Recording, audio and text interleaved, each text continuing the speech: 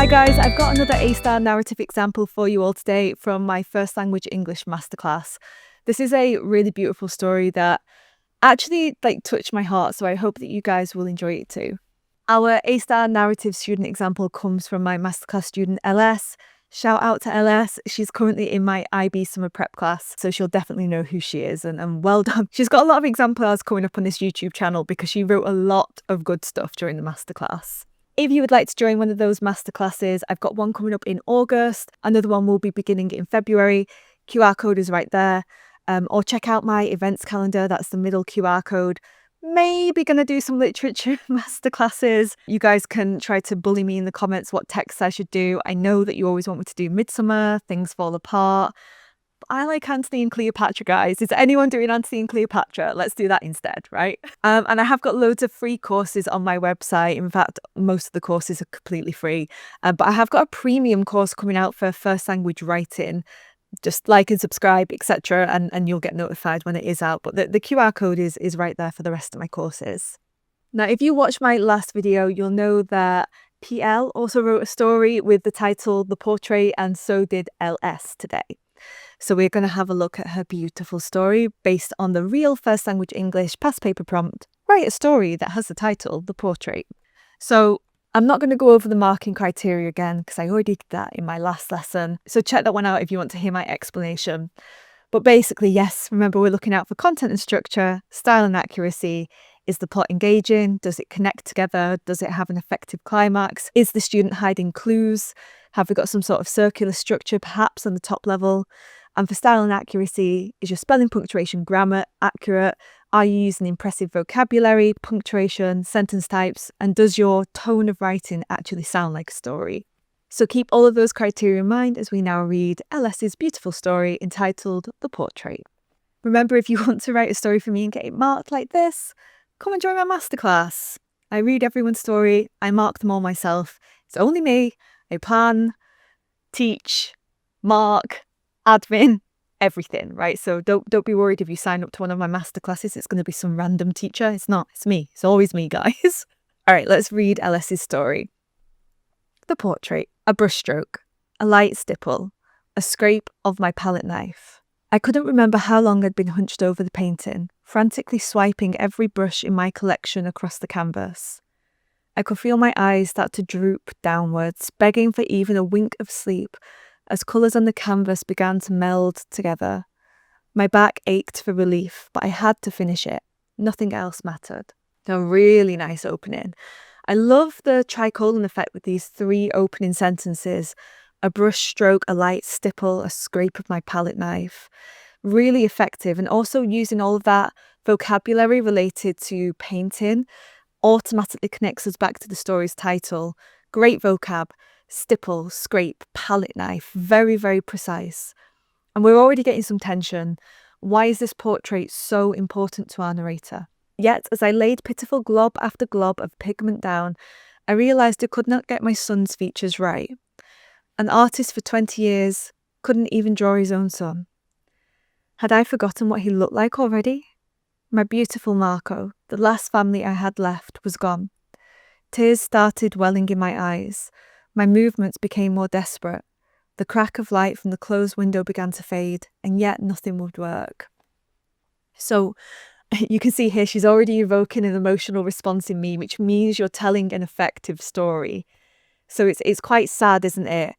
Trying to create this painting of a son whose face you can't remember kind of implies that they're dead, right? It's quite an emotional moment within the story. And the way that she's telling it is very effective. I love this list at the end. I thought that was very effective. And I also notice her sentencing is complex and controlled. You've got this dash, these dashes here to create this clause. And you've also got the vocabulary like pitiful glob after glob of pigment, very, very precise. Through my desperate haze, I hadn't noticed the door to my office opening. Dad, it's been ages. You haven't left this place in days. I heard an unwelcome yet familiar voice mutter, and my face immediately hardened. The smell of day-old pizza flooded the room, and against my best wishes, my mouth began to water. So here, as I mark, I'm giving you my real-time thoughts, right? So I'm like, Clarity still has a son or flashback? So I was confused what was going on because I thought the son was dead and now someone is calling him dad. It will become clear, however, she is doing it for deliberate effect. Do you notice that she is making some small grammar errors, probably the most common grammar error that I see on narrative writing, which is the story's in past tense, but she sometimes accidentally uses present tense. Like tears start should be started. Face hardens should be hardened, right? So just watch out for that. It is the most common error. The figure walked into the room and set a plate down by my workbench. My whole body tensed as I heard a sigh from beside me. I can't get your face right, I croaked. My throat sandpaper gritty. Ooh, I loved that phrase, sandpaper gritty. So effective. And here, I started to get the sense that she was doing this deliberately. It wasn't confusing. She's going to do something to me.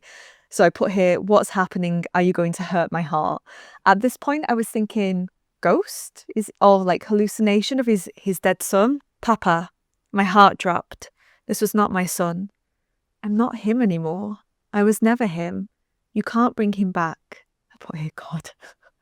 I knew she was going to hurt me. Can't you see this is wrong, son? Look what you've done to yourself, I spat bitterly, turning towards that thing my son became. I pinched his too long hair, sneered at the powder on his face. What did I do wrong? Here I put O because I started to figure out what the twist is. Have you got the twist? She's got the clues here. Too long hair, powder on his face. He's the narrator, the father is sneering and spitting. So they're clearly disdainful towards this son for whatever reason. My son did not answer. He simply pulled up a stool and turned towards my painting. With his fingers, he traced the features on the face of my painting, a solemn look in his eyes. You were always my role model, Dad. He gazed at me with an expression I can only describe as admiration. Love. You painted such beautiful portraits of women in your time. I remember being a young boy and not knowing why I wanted a portrait like them. I put here, okay, I love this. At this point, I was just enjoying the story, and that's how you know it's an A-star story. If, as an examiner, I start to go, okay, I'm invested. It doesn't happen often. I almost didn't want to listen, but I couldn't look away from the person I loved most.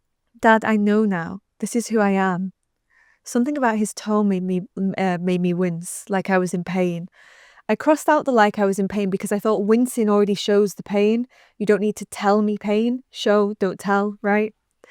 This makes me so happy, but it hurts to know that I've lost you because of it. I stared at my child for what seemed like hours, guilt welling up inside me by the second. He embraced me then, the hug feeling like a weight off my shoulders, as I finally hugged my child after I had refused for so long. I love you, Dad. There and then I realised that this was who she was.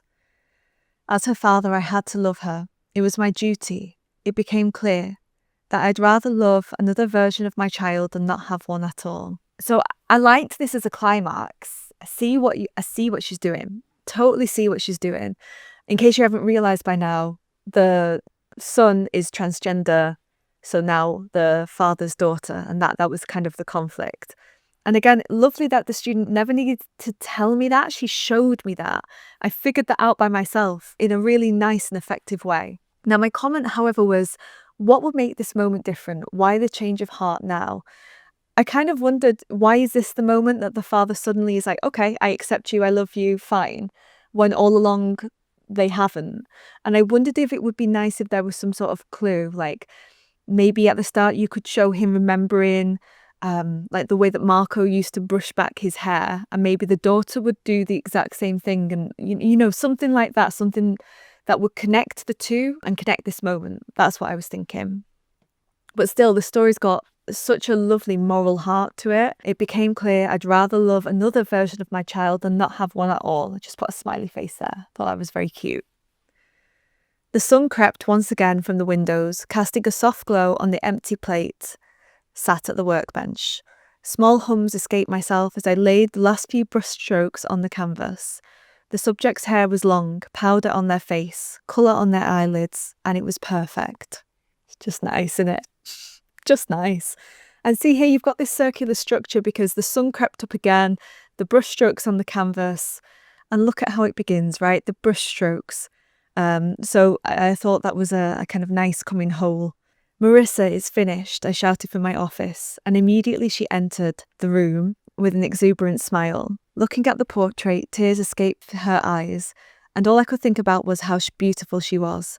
I hadn't lost a son, I thought as she stared lovingly at the painting. I had gained something much better. Love that ending.